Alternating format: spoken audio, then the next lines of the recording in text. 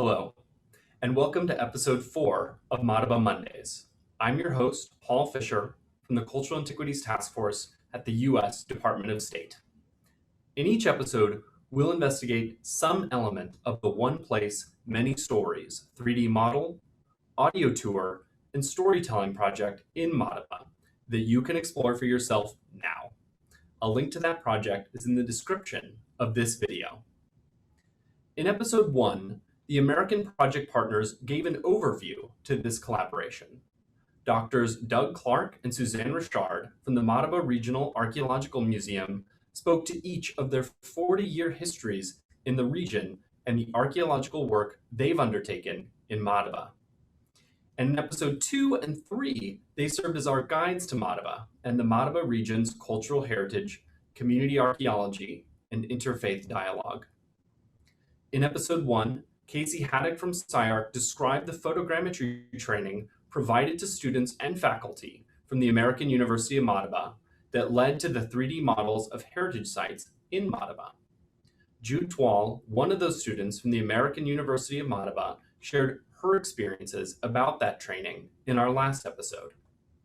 Today, we'll be hearing more from CyArk, Jude, and a few others about photogrammetry, how photogrammetry inputs become a 3D model, and the role of photogrammetry in protecting and preserving cultural heritage. At the end of our last episode, I asked the panelists to reflect on what they see as their role in protecting and preserving cultural heritage.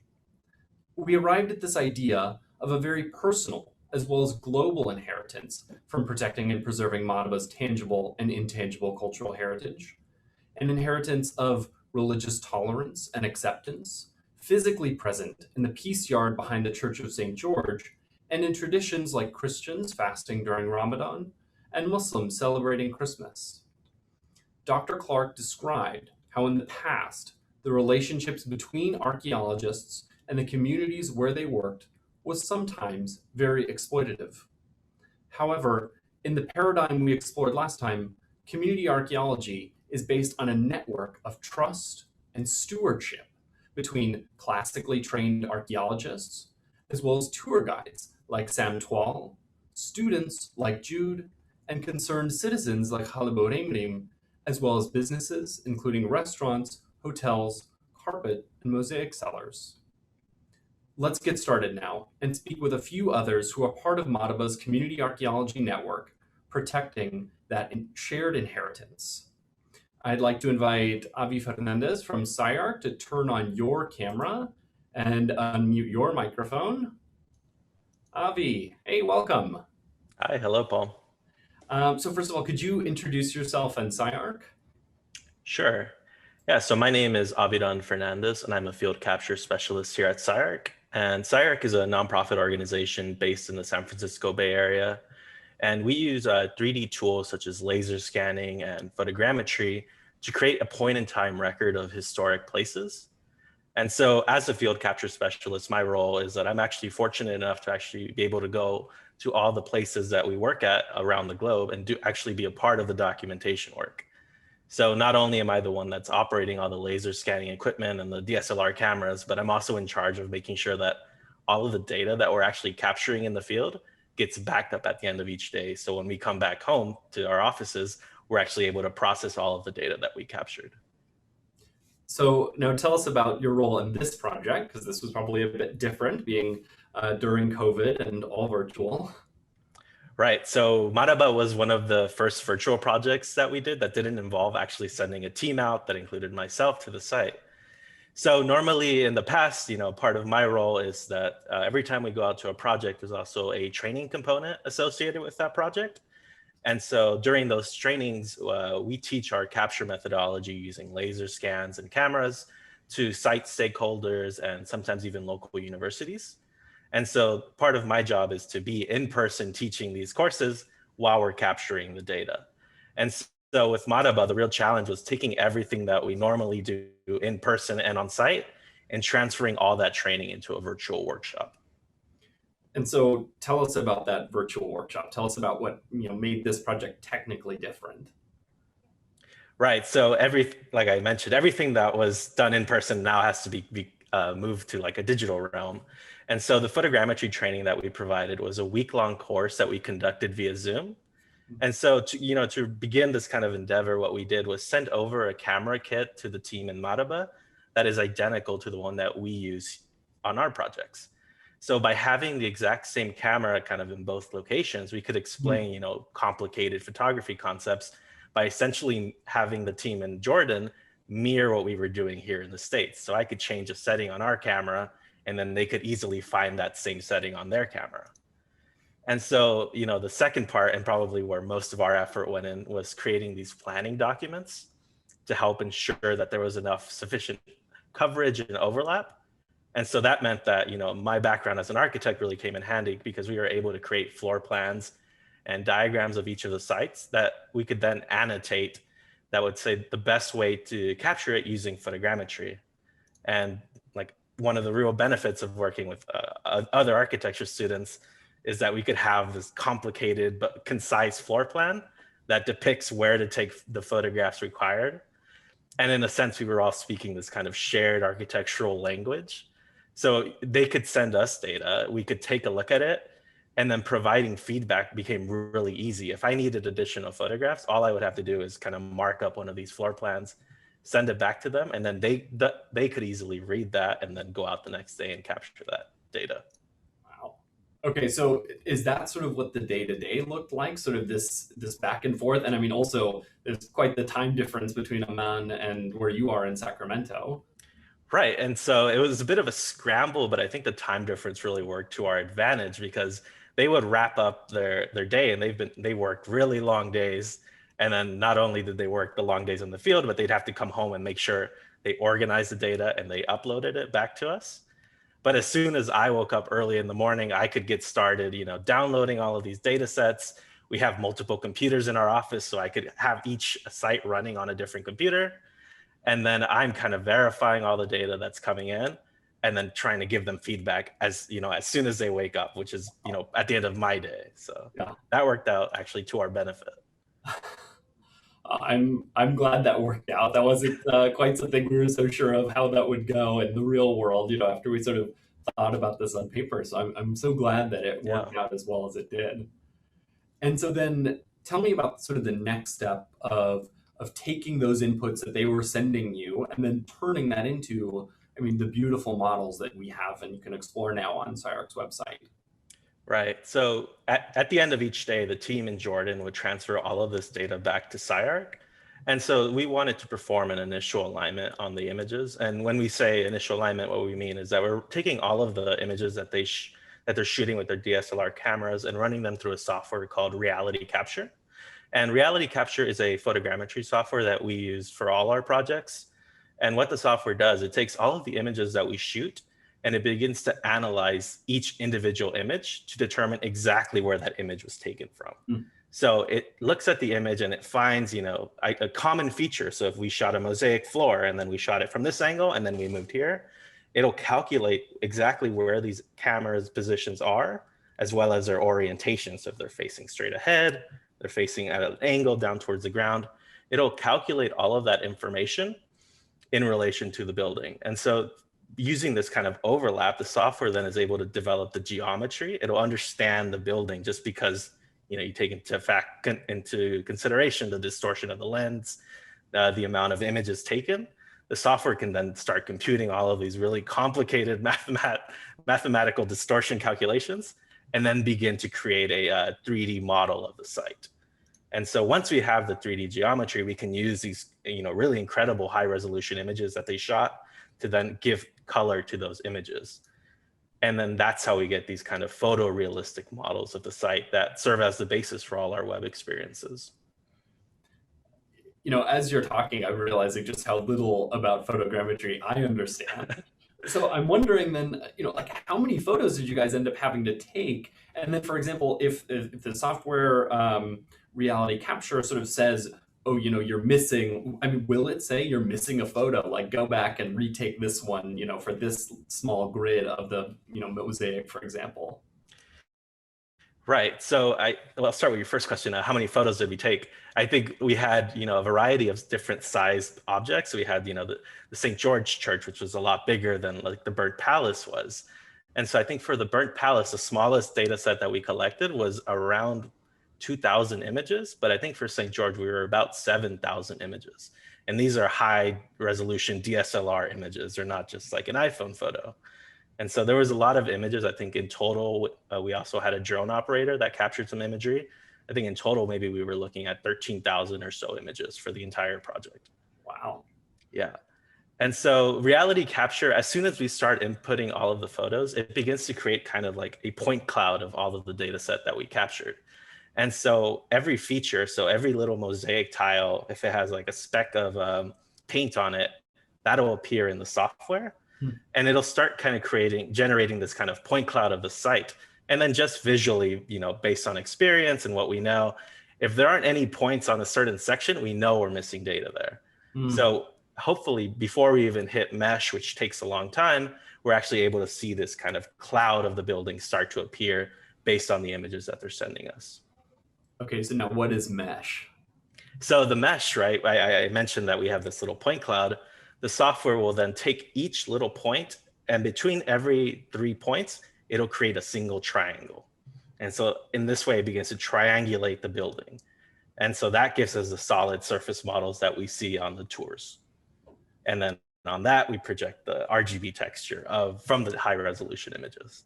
So it's a really long process, but it's really important that we were on it every day to give them feedback, because really, well, usually on our projects, when we're out there, we only have one chance to capture the data. But luckily in this project, we were actually able to go back the next week and say, hey, we were actually missing, this mosaic here. Could you go reshoot it? And, that was the benefit in this project, was that we had people that lived near the site and had access to the equipment.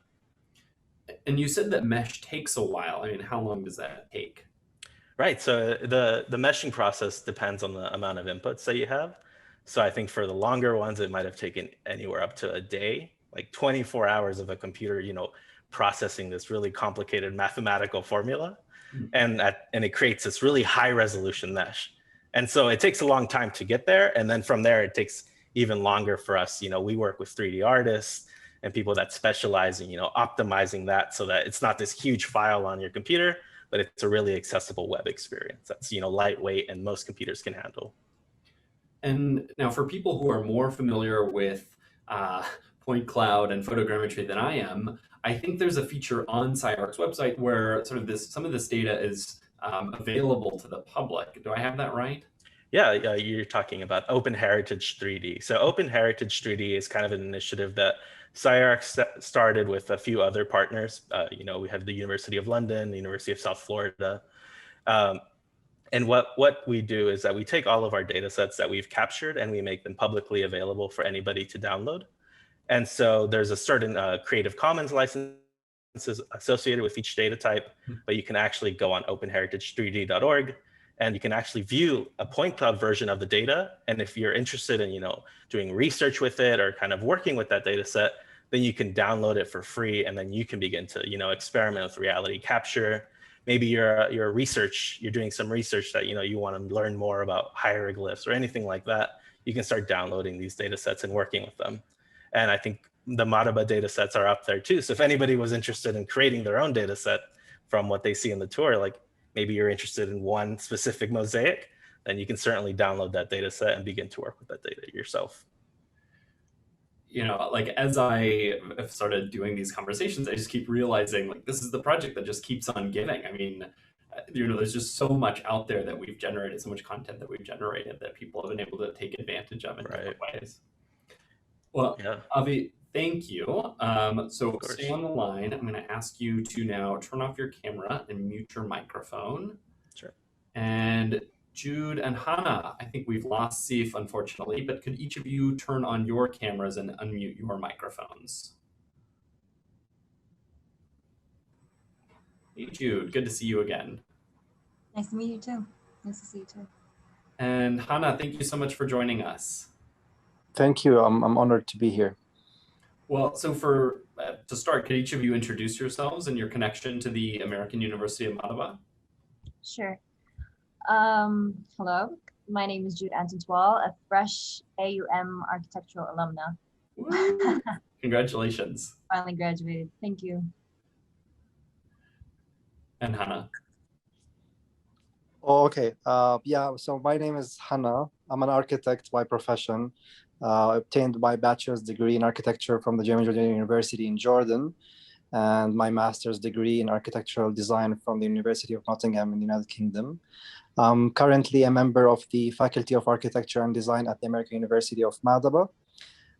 Since 2018, I had the pleasure of knowing and teaching Jude and Saif back when they were just second-year students. And I'm absolutely proud and happy to see these two promising young architects graduate this year from AUM. Well, we are so happy that both of you could be with us. Yeah. Unfortunately, I think Saif had to drop off, but if he's able to jump back on, then we'll make it work. But to get started, I'd be curious, and I think Jude, I asked you this the last time, how familiar each of you were with photogrammetry going into the training. Well, as students, we were introduced to the subject in a more theoretical aspect than an actual practical one in a couple of our classes. One of which was our heritage conservation and preservation class. In that class, we talked extensively about ICMOS. I don't know if you've ever heard of it, but it's short for International Council on Monuments and Sites, in which they would release charters to clarify the proper ways to conserve and restore those monuments and sites. For example, to be more specific, we mostly focused on the Venice Charter, which had multiple articles, ones that talked about basic definitions or conservation, restoration, and so on and so forth. But most importantly, in the last segment of the charter, there was this article, I believe it was Article 16, and it talked about publication, how that all works must be precisely documented using photographs, illustrations, drawings, writing notes, and so much more. But then afterwards, we were introduced to the photogrammetry, which basically summarized the entire documentation process, or Article 16, if you will, in a single method, making it the optimum method of documentation. But that was as far as we learned until we took the workshop with CyArk. And Hanna, how familiar were you with photogrammetry prior to the training with CyArk? Well, not very familiar, to be honest. The first time I heard about photogrammetry was through my dean, Professor Naif Haddad at the American University of Madaba. He was very excited, and one time he called me to his office and told me about the technology very, very briefly and in a very basic way, and how he was planning to teach a course at AUM that also involves photogrammetry. Back then, I only knew very little information about the technology, but I realized how important and how it has a very high potential here in Jordan. But to be honest, once we took the orientation training with Avi and the rest of the CyArk team, and before we started with the project, my eyes opened on this technology vastly, and I was really impressed by the potentials and what this technology can produce. And I think, although it's not very well spread here in Jordan, and the academic scene is not probably well informed about the technology, but I think it has a great future with architects and architectural education here in Jordan. Hanna, let me just follow up on that then, because you said you saw sort of a high potential for photogrammetry in Jordan specifically. Why do you think that? I mean, I certainly know, the lights turned off in my office. Let me just turn them back on. Oh, there we go. All right. Okay. But tell me a bit more about what you see as the potential for photogrammetry in Jordan. Yeah, well, here's the thing. I graduated being a recently graduated architect. I mean, age-wise, I'm almost 4 or 5 years older than Jude and Saif, and I went through the same architectural education they currently finished, and I thought that really back when we were students, if this technology was available, it would have helped us a lot. Especially why, when you asked why in Jordan, because there are a lot of heritage sites and in Jordan that are poorly documented architecturally speaking as models, and perhaps they are well documented in a traditional way as drawings and maybe physical models in some rare occasions, but to have the possibility just by taking pictures. The process is long and tiring, but it's simple. Taking those pictures, thousands of pictures of those heritage sites, architectural heritage sites, I think is a gold mine here at Jordan, because the students and faculty and staff and even working architects in the firms, they all will appreciate such technology that will document these gemstones we have in Jordan. And I think that's why, as I said, I believe it has a lot of potential in my country. Like Jordan's cultural heritage, Petra being sort of one of the most famous examples, is just so incredible. And that we were able to document Madaba with this project is to the point that Jude was making. It's about sort of decentralizing, I guess we could say, non-state actors' obligations under something like that Venice Charter that you were referring to, Jude, sort of taking our obligations under international law and democratizing them to people like yourselves. Exactly. So now tell me about what you all learned in the training with Avi and CyArk. Generally speaking, I learned how photogrammetry in this day and age can be integrated in all aspects of life, especially since it is a digital age. But if we're talking in a more specific manner, then the most important thing I learned, which basically I have it imprinted in my memory, is that in order for photogrammetry to work, I have to have about 80% overlap in all of the images taken. And that is an absolute must. Just sort of to allow the program to understand in a way the data that we're providing. So it basically could georeference each image and then align them seamlessly all together. So yeah. I think that makes a lot of sense with what Avi was saying about how, the computer, the AI, needs to be able to recognize, I guess 80% of the mosaic in order to add on, the 20% additionally that you've captured in the new photo. 100%. Wow. That sort of makes sense then why documenting these sites took, tens of thousands of photographs. Exactly. That's what happened. And Hanna, how about you? What did you learn through the training? Well, it had, for me personally, it had like a special bond with being an architect. All architects, I believe, should be visual thinkers, and linking photogrammetry with architecture and the art of photography. For me, it was like learning three things in parallel, where the photogrammetry as a new technology that I'm getting to know or getting myself familiarized with also helped with my pre-existing passion in photography and how to understand cameras and how they work, and the discipline of taking photos on tripods and with the lights and the shadows and all these things. They were like three parallel lines going together with the photography, the photogrammetry, and understanding the architecture. For me, other than the technical aspects Jude talked about, where they taught us during the orientation, I found out, I personally found that this was the most beneficial thing for me personally, to be honest. And I can totally see or forecast in the future how we can integrate photogrammetry into like course curriculums at the university and include it in the teaching or the pedagogical procedure process at AUM. Is that something that you can do in your role as a lecturer to insert photogrammetry or even just photography more into the curriculum of architecture?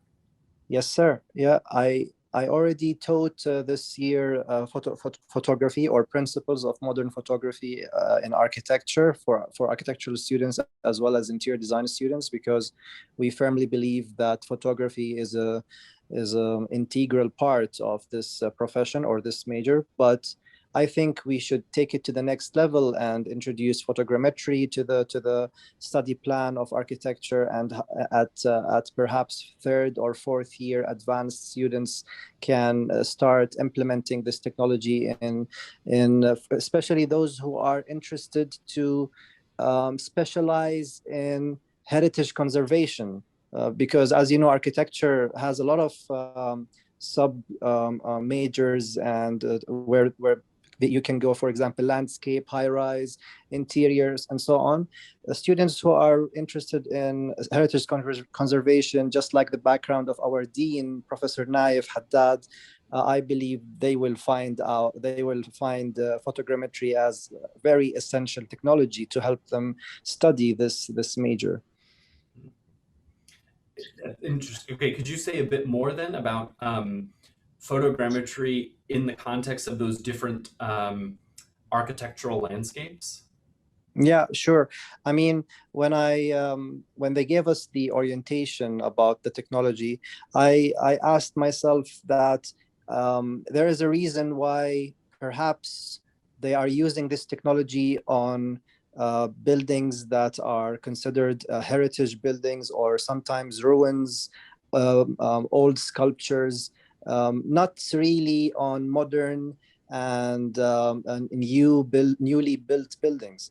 And in Jordan, we have a lot of the built environment has a lot of elements that meet this category, whether ruins or architectural heritage sites.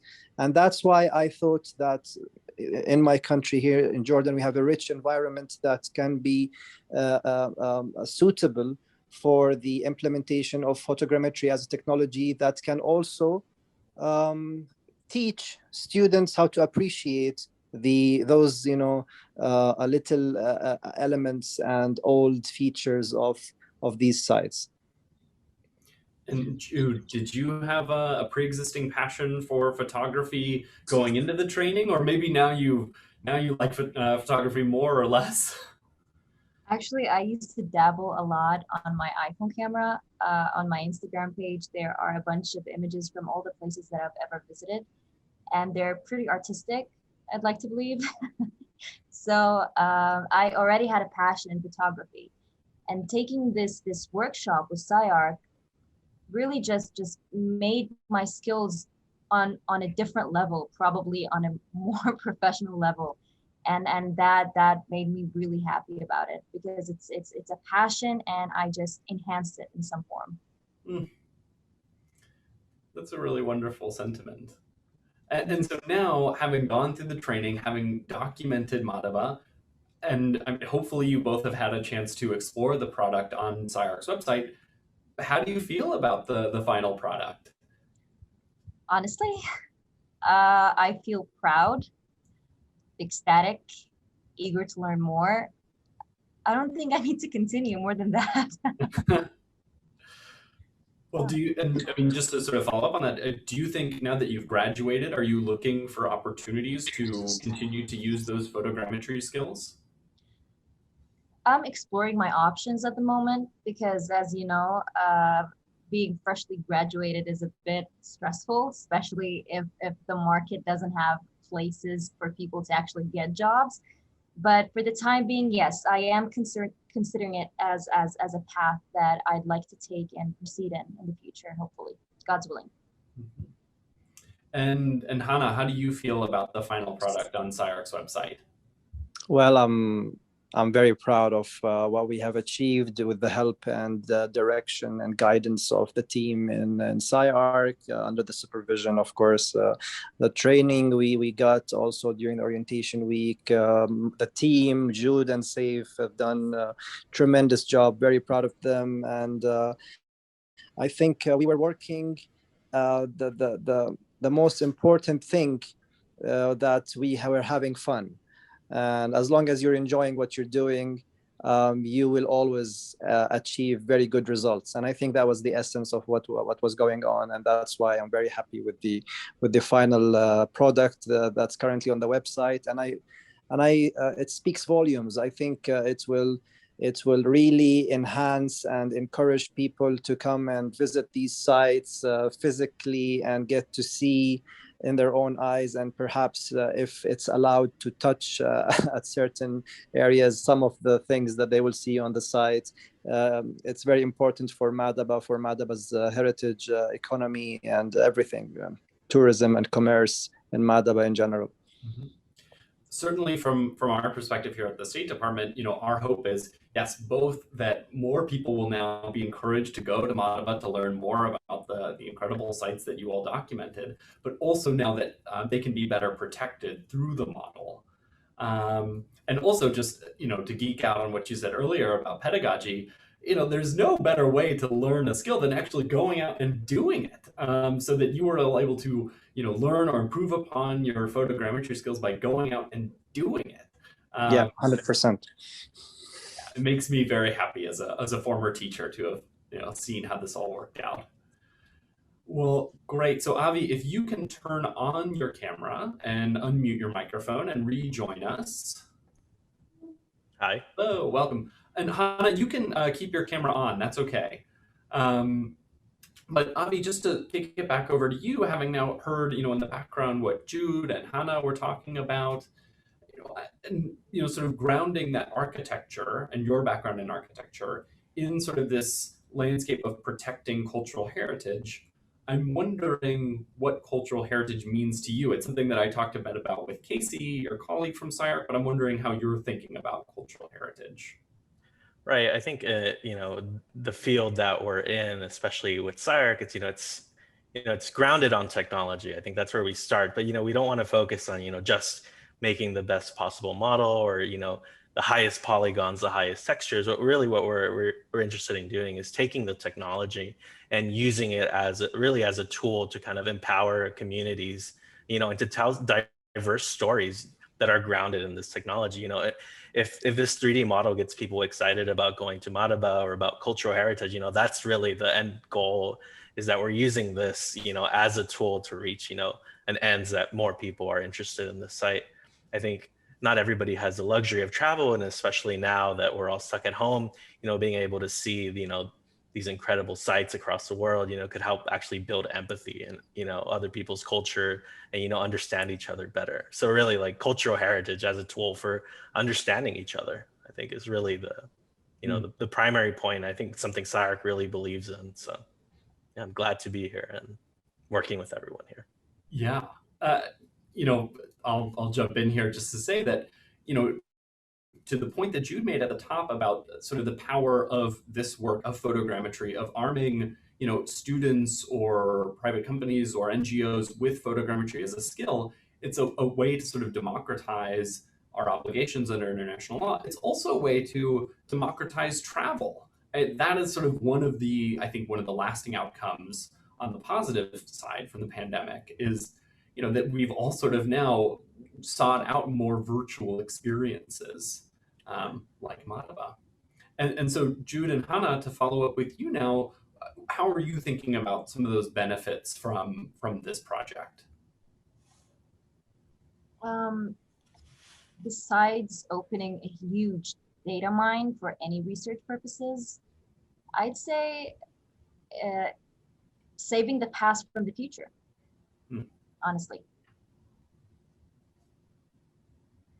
Yeah, that's sort of the role of the Cultural Antiquities Task Force in a nutshell, saving the past for the future. I'm just holding very still. Sorry about that. Let's see if I can, okay, there we go. All right, well, maybe that's the cue to sort of wrap things up. So keep moving around here. So let's see. Now, Hanna, let me ask the same question to you then. How are you thinking about the results of this project? Yeah, well, the results, as I said before, I think will bring great opportunities to the city of Madaba, the people of Madaba. The documentation will also encourage Jordanians or local scholars and professionals in Jordan to document other places in the kingdom that are perhaps are not receiving the same attention as Madaba. And also for research purposes, being an academic, this is going to provide let's say a database for future researchers to look at this technology and implement it and use it in general here in Jordan, whether in a professional capacity or in educational capacity. This is something that I'm eager to see implemented. Of course, all of this will also the most important thing and the biggest challenge that we are currently going through in our country, which is the economical situation or the economy in general. We always try our best to find solutions that will help the economy here in Jordan. I think this is something that will contribute, even if it's on a smaller scale. It can have like a snowball effect and contribute even bigger and bigger if implemented and used on more architectural heritage and ruins, ancient sites in Jordan. And I think that's a great way of following up on this point that we've been trying to explore in the last few episodes about community archaeology, about sort of this network of academics, researchers, people who are just curious and interested to learn more, young students, as well as people in the economy, people running contemporary mosaic shops or carpet shops or hotels and restaurants in Madaba. It's about sort of building this network of concerned citizens to protect, Jude, exactly what you said, saving the past for the future. But to follow up on that, do you think that Jordan's heritage is at risk? What are sort of the risks that are challenging the longevity of Jordan's cultural heritage? Well, if I'm talking about risks or threats, I would have to go back to an example, a specific example in Jordan, which is the Shefa Badran's archaeological park. Now, that archaeological park is currently marginalized and in a way threatened of being erased due to urban expansion. Now, had that park been actually properly documented, say by photogrammetry, the data of the existence of that park would be archived. Anybody could access it from anywhere in the world. But let's say, God forbid, the park is no longer, and we have absolutely no documentation whatsoever about it. At that specific moment, one would realize that we basically erased a large portion of the past for the sake of the future, which is, in this case, urban expansion. Did that by any chance clarify things? No, I think urban expansion is certainly a risk that we see challenging cultural heritage all over the world. It's a real challenge of sort of balancing sort of different societies or countries' quests for whatever sort of modernity means for them, if that means roads, if that means cities, if that means infrastructure in some way, while trying to balance both tangible cultural heritage like the archaeological park that you described, or intangible heritage like traditions, rituals, music, and language. Sorry to interrupt. No, go ahead. I mean, there's always a threat. The question is when is it most viable? But to be frank, in Madaba per se, there are a lot of entities in Jordan, specifically in Madaba, that are looking for the benefit of Madaba and its cultural heritage. But that does not exclude that what is happening in other places in Jordan, such as Shefa Badran, won't happen to Madaba sometime in the future. I mean, we might be seeing some inclinations of it in one of the most important sites in Madaba that is completely ignored, and nobody, and by nobody I mean nobody, except for the residents of Madaba, know about, which is the Madaba Cathedral, currently enlisted in Google Maps as El Masarwe Cathedral Ruins, if anyone would like to research it. The site is completely abandoned, and it's an absolute shame, to be honest. And Hanna, to follow up on that same question, are there threats that you Yeah. see to either Madaba or Jordan's cultural heritage? Well, in general, my biggest concern is actually sometimes we have a dangerous level of ignorance, or let me be a bit more politically correct, a lack of awareness, let's say, among the general population, or even sometimes people in positions of authority or power, where they are not making the right decisions, or sometimes if there is a particular site, or there's a particular site, if it falls in the wrong hands, with the fact that they're not very aware of the importance or the richness of this heritage we have, it can be overlooked for simple reasons, like, for example, preferring commercial opportunities, or uh, that sometimes can reach level of greed, or sometimes as silly as rules and regulations, where they can become like technical points in order to have an alibi or a reason to sabotage or destroy a site, for example. And this is, unfortunately, I speak with a lot of pain in my heart, because this is something that unfortunately happens a lot in Jordan. I do acknowledge that there are a lot of good and well-aware and well-educated officials and people in positions of authority and power that are trying to make the best decisions.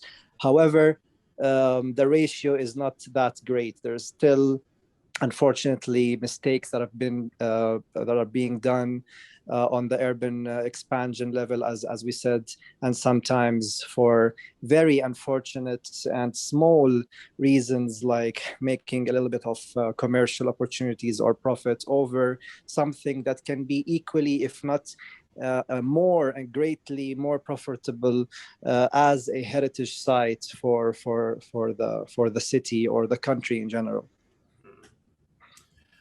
Yeah, that's a frequent problem, unfortunately, and I think, to the point that we're all making, it's a short-sighted one, because it, you know, trying to ascribe an economic value to a cultural heritage site falls short of, the living heritage of that site, what it means to people on a day-to-day basis, how their lived experiences and their lived lives relate and are enriched by the cultural heritage that where they live, and is a part of their home and the fabric of their day-to-day.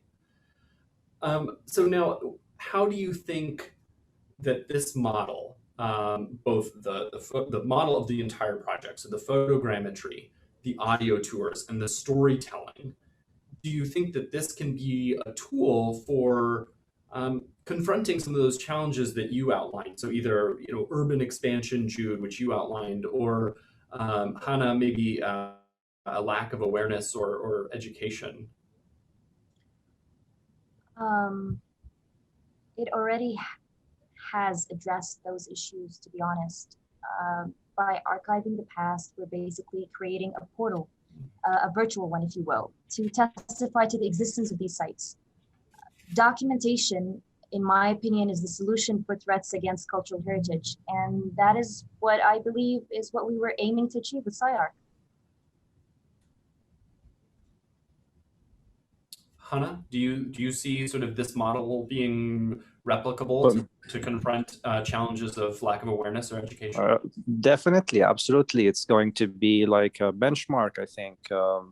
I just hope that the right people in the right place have a look at what we have achieved with CyArk and take it as an opportunity, as a role model to implement all over the kingdom, on all the sites, whether architectural heritage, cultural heritage, or ancient ruins.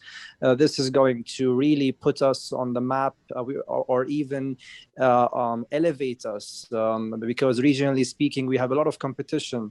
And I think this is definitely, let's say, the nucleus. So what we did in Madaba can be the nucleus for an even greater and bigger objective, let's say.